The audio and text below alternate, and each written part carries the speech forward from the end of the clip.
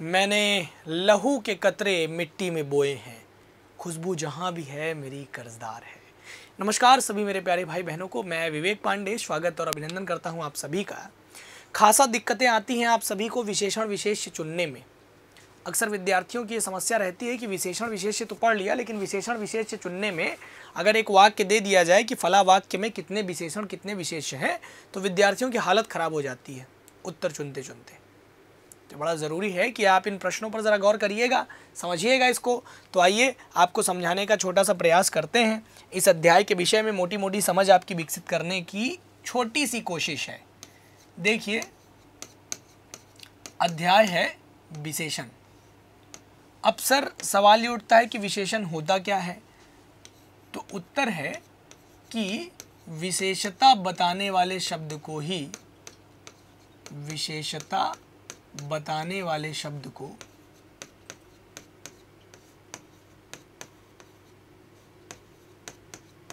विशेषण कहा जाता है। यानी कि वह जो शब्द विशेषता बताते हैं उसे ही हम विशेषण की संज्ञा देते हैं, यानी विशेषता बताने वाला शब्द। तो ये विशेषता बताता किसकी है, तो पता चला कि सर ये संज्ञा की विशेषता बताता है, और तो और सर ये सर्वनाम की भी विशेषता बताता है। साथ ही साथ ये भी पता चला कि यह कर्ता की विशेषता बताता है और यह कर्म की विशेषता बताता है। इतनी चीज़ों की विशेषता यह बताता चलता है। साथ ही साथ इसके विषय में और नवीन जानकारी मिली कि सर जो संज्ञा और सर्वनाम की व्याप्ति मर्यादित करते हैं, यानी संज्ञा और सर्वनाम की व्याप्ति मर्यादित करने वाले शब्द को, संज्ञा और सर्वनाम की व्याप्ति मर्यादित करने वाले शब्द को, व्याप्ति मर्यादित करने वाले शब्द को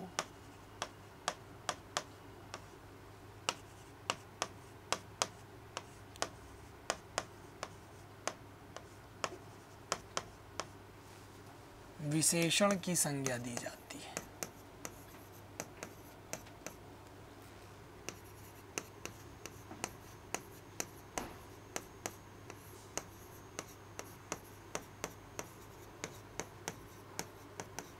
परिभाषा किसकी है, तो परिभाषा आचार्य कामता प्रसाद गुरु की है। किसकी है, तो परिभाषा है आचार्य कामता प्रसाद गुरु की। आचार्य कामता प्रसाद गुरु की, आचार्य कामता प्रसाद गुरु। तो ये परिभाषा है आचार्य कामता प्रसाद गुरु की। दो शब्द हैं जो खासा आपको परेशान कर सकते हैं, एक शब्द व्याप्ति और दूसरा मर्यादित। सर ये जो व्याप्ति शब्द है और ये जो मर्यादित शब्द है, इसका क्या मतलब है। जैसे मान लीजिए मैंने आपके सामने एक शब्द लिखा जो कि संज्ञा शब्द है, क्या, जो कि एक संज्ञा शब्द है, यह एक प्रकार का संज्ञा है। और यहाँ से पता चला कि घोड़ा कैसा शब्द है, जातिवाचक संज्ञा है, क्योंकि घोड़ा कहने से सभी घोड़ों का बोध हो जाता है। तब जरा यहाँ पर गौर करिए तो आपको कुछ आइडियाज़ और लगेंगे, कुछ और जानकारी आपको मिलेगी। वो ये मिलेगी सर कि कैसा घोड़ा, तो यहाँ पर आपने कहा कि सर कैसा घोड़ा, तो काला घोड़ा। अब आपके सामने घोड़ा नहीं है, घोड़ा कहते ही आपके दिमाग में बहुत प्रकार के घोड़ों का शक्ल याद आ रहा होगा, सफ़ेद, काला, भूरा, चितकबरा, अरबी घोड़ा, फारसी घोड़ा, पुर्तगाली घोड़ा, बहुत प्रकार के घोड़े, है ना। तो यहाँ पर इस घोड़े की व्याप्ति मर्यादित करना, यानी अर्थ विस्तार को सीमित कर देना, अर्थ विस्तार को सीमित कर देना, अर्थ विस्तार को रोकना, अर्थ विस्तार को रोकने का काम करता है। और ऐसे हमने ये अंदाज़ा लगा लिया कि विशेषण है, यानी कि इस घोड़े के रंग का बोध करा रहा है। क्या कर रहा है, इसके रंग का बोध करा रहा है। और रंग का बोध कौन कराता है, तो रंग का बोध कराता है गुणवाचक विशेषण। रंग का बोध कौन कराता है, गुणवाचक विशेषण ही रंग का बोध कराते हुए दिखाई पड़ते हैं। तो अब यहाँ से हमको एक मोटा मोटा शक्ल मिल गया। और विशेषण एक कैसा शब्द है, विशेषण चूंकि एक विकारी प्रकृति का शब्द है, कैसा, एक विकारी प्रकृति का शब्द है। तो यहाँ पर जरा सा गौर करिएगा, आपको मैं समझाना चाहता हूँ कि विकारी शब्द क्या होते हैं, एक मोटा आइडिया लग जाए कि विकारी कहने से क्या अर्थ बोध होना चाहिए।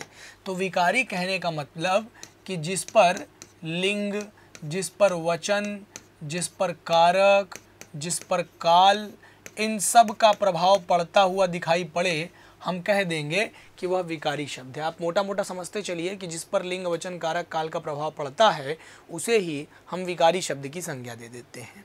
अब जरा समझिएगा, जैसे मान लीजिए मैंने आपके सामने एक शब्द ले लिया लड़का, तो लड़का का लिंग परिवर्तन तो तुरंत कर दीजिए, लड़का का लिंग परिवर्तन करके हमने लड़की बना लिया। तो इससे ये आइडिया लगा कि हाँ भाई लिंग का प्रभाव है। अब लड़का से अगर हम वचन का प्रभाव करना चाहते हैं तो हम इस एक लड़का को उठा के लड़के में बदल देंगे। तो ये भी आइडिया लग गया कि हाँ सर यहाँ तो वचन का भी प्रभाव पड़ रहा है। सर अगर मैं आपसे कहूँ कि लड़का आ रहा है, लड़का आ रहा है, तो यहाँ पर मैं कह चुका हूँ कि लड़का आ चुका है। आ चुका है कह देता हूँ मैं, क्या कह देता हूँ? आ चुका है कह देता हूँ। आ चुका है कहने से काल बोध का प्रयोग दिखाई पड़ता है कि हाँ भाई इसमें तो काल परिवर्तन हुआ है सर। और देखिए अगर मैं कहूँ लड़के द्वारा, अगर मैं कहूँ लड़के द्वारा और यहाँ पर आकर के मैं कह दूँ हे लड़के, तो क्या इससे आप अंदाज़ा नहीं लगाते कि सर यहाँ पर कारक का प्रयोग होता हुआ दिखा है। मैं कह सकता हूँ ना कि विकारी शब्द वे शब्द होते हैं जिस पर लिंग, वचन, कारक, काल इन सब का प्रभाव पड़ता है।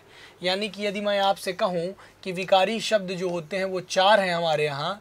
एक है संज्ञा जो कि विकारी है, एक है सर्वनाम जो कि विकारी है, एक है क्रिया जो कि विकारी है, और एक है विशेषण जो कि विकारी है। तो एक है संज्ञा, सर्वनाम, क्रिया और विशेषण, ये सब हमारे क्या हैं प्यारे? तो विकारी शब्द हैं। इन चारों को, केवल विशेषण कोई नहीं बल्कि संज्ञा, सर्वनाम, क्रिया और विशेषण, इन चारों पर पर्याप्त मात्रा में लिंग, वचन, कारक और काल का प्रभाव पर्याप्त पड़ता है। तो जब इन चारों में प्रभाव पड़ता है तो हम ये कह सकते हैं कि ये चारों विकारी शब्द हैं। प्यारे विद्यार्थियों, यहाँ से मैं आपको कुछ बहुत ज़रूरी बात बताना चाहता हूँ। जैसे आप इसको ऐसे समझिएगा कि जिस पर भी संज्ञा का प्रभाव पड़ता है, यानी संज्ञा की विशेषता बताने वाले शब्द को, आप ऐसे याद रखिए, संज्ञा की विशेषता बताने वाले शब्द को ही हम विशेषण कहते हैं। क्या कहते हैं? तो संज्ञा की विशेषता बताने वाले शब्दों को ही हम विशेषण कहते हैं। और प्यारे विद्यार्थियों, सर्वनाम की विशेषता बताने वाले शब्दों को ही हम विशेषण की संज्ञा देते हैं। प्यारे विद्यार्थियों, क्रिया की विशेषता बताने वाले शब्द को हम क्रिया विशेषण के तौर पर देखते हैं। क्रिया की विशेषता बताने वाले शब्दों को दोस्तों हम क्रिया विशेषण के तौर पर देखते हैं, और विशेषण की विशेषता बताने वाले शब्दों को हम प्रविशेषण के तौर पर देखते हैं। किसके? प्रविशेषण के तौर पर देखते हैं। यदि हम एक वाक्य के माध्यम से इन सब को समझने का प्रयास करें तो हमको मोटे तौर पर ये पता चल जाएगा कि जैसे मैं आपके सामने एक वाक्य रखूं, काला घोड़ा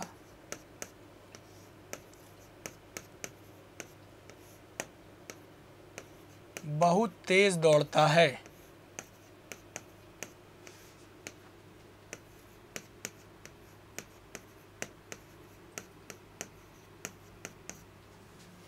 तो आपको इस वाक्य से ज़्यादा कुछ नहीं खोजना, बस आप इस वाक्य में क्रिया को पकड़ लीजिए। और ध्यान रखिए, जिस भी शब्द के अंत में क्या आता है, जिस भी शब्द के अंत में ना आता है, क्या आता है? जिस भी शब्द के अंत में ना आता है या ना आता है, तो धातु में ना या ना प्रत्यय जोड़ करके क्या किया जाता है?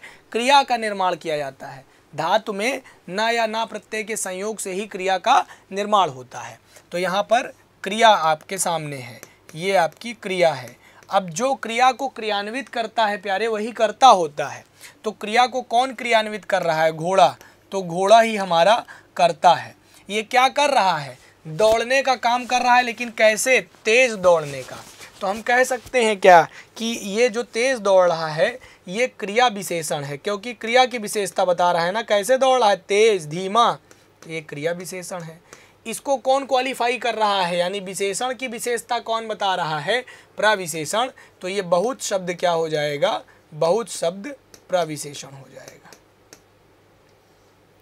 बहुत शब्द अपना प्रविशेषण के तौर पर देखा जाने लगेगा।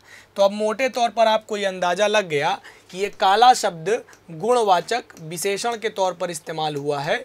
तो मैं ये कह सकता हूँ कि ये पूरा वाक्य आपने एकदम अच्छे से समझ लिया कि एक एक चीज़ क्या है, ये आपकी सहायक क्रिया है।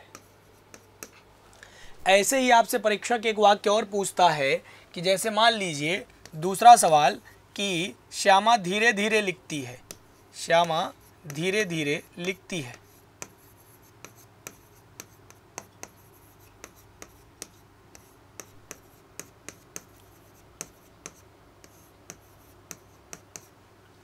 अब इसमें भी आप क्या करिए, क्रिया की खोज करिए। अगर क्रिया मिल गया तो समझो सब मिल गया। तो क्रिया क्या है सर? तो पता चला कि लिखना क्रिया है। लिखना क्या है प्यारे? तो लिखना क्रिया है। इस क्रिया को कौन क्रियान्वित कर रहा है? जो क्रिया को करता है, यानी जो क्रिया को क्रियान्वित करता है वही कर्ता होता है। तो ये यहाँ पर श्यामा जी करता है। और ये कैसे कर रही हैं इस क्रिया को? तो धीरे धीरे। यही आपका क्रिया विशेषण बन जा रही है। ठीक है, एक सवाल यहाँ से सीधा सीधा आपसे परीक्षक पूछता है क्रिया विशेषण के बारे में। 5 परिभाषाएं आपने यहाँ से स्पष्ट की हैं। संज्ञा की विशेषता बताने वाला शब्द विशेषण, सर्वनाम की विशेषता बताने वाला शब्द विशेषण, क्रिया की विशेषता बताने वाला शब्द क्रिया विशेषण, विशेषण की विशेषता बताने वाला शब्द प्रविशेषण। और एक मज़े की बात और नोट कर लीजिएगा कि जिसकी विशेषता बताई जाती है उसे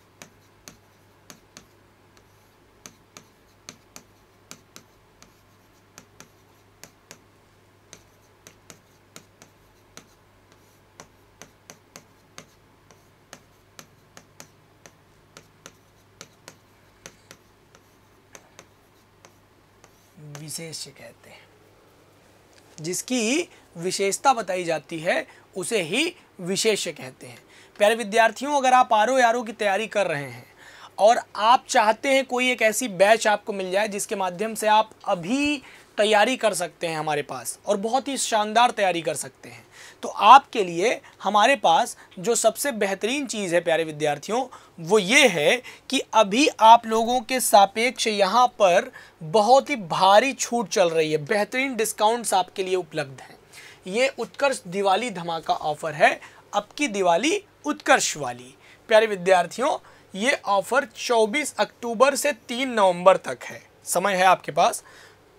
अगर आप सिविल सर्विसेज एग्ज़ाम में किसी भी कोर्स को लेना चाहते हैं, सिविल सर्विसेज के अंतर्गत आने वाली कोई भी परीक्षाओं में, जैसे आरओ से लेकर के यूपीएससी तक, फाउंडेशन बैच से लेकर के अर्जुन बैच तक, कहीं पर भी अगर आप कोई भी बैच लेना चाहते हैं तो ये दिवाली जो है आपके लिए बेहतरीन हो सकती है।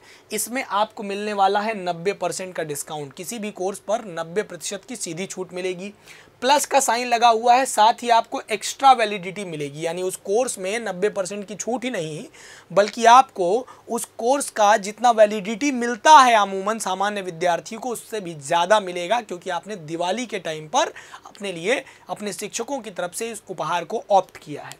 तो यहाँ पर आपको एक्स्ट्रा वैलिडिटी मिलेगी। कितने समय के लिए? 3 महीने के लिए। आपको सारे रिकॉर्डेड कोर्स फ्री मिल जाएंगे, सारे रिकॉर्डेड कोर्स जो कि लाइव फ्रॉम क्लासरूम होंगे। ठीक है, ये सारे का मतलब जो कोर्स आप लेंगे उसका ही रिकॉर्डेड क्लास आपको मिल जाएगा। ठीक है, तो फिर ये रहा आपको पूरा ये जो ऑफ़र था, इसको आप ऑप्ट कर सकते हैं बहुत ही कम समय के लिए। और आप सभी विद्यार्थियों को ये जो मैंने छोटी सी जानकारी दी है कि विशेषण क्या है, विशेष्य क्या है, प्रविशेषण क्या है, क्रिया विशेषण क्या है, 1-2 उदाहरणों के माध्यम से समझाने का प्रयास किया है। आप मुझे कमेंट बॉक्स में कमेंट करके ज़रूर बताइएगा कि ये आपको पूरा का पूरा कंटेंट लगा कैसा, समझ में आया या नहीं आया। साथ ही साथ मैं आपको बता दूं कि 2-3 कोर्स आपको ज़रूर ले लेने चाहिए थे। जैसे अगर आप चाहते हैं कि आपको कोई एक ऐसा कोर्स मिल जाए जिसमें मुख्य परीक्षा की तैयारी करने का आपको सुअवसर मिल जाए, यानी कि आपको निबंध पढ़ते हुए मिल जाए, बहुत बढ़िया से निबंध पढ़ लें। आपको कोई ऐसी क्लास मिल जाए जिसमें पत्रलेखन बहुत अच्छे से पढ़ाया गया हो।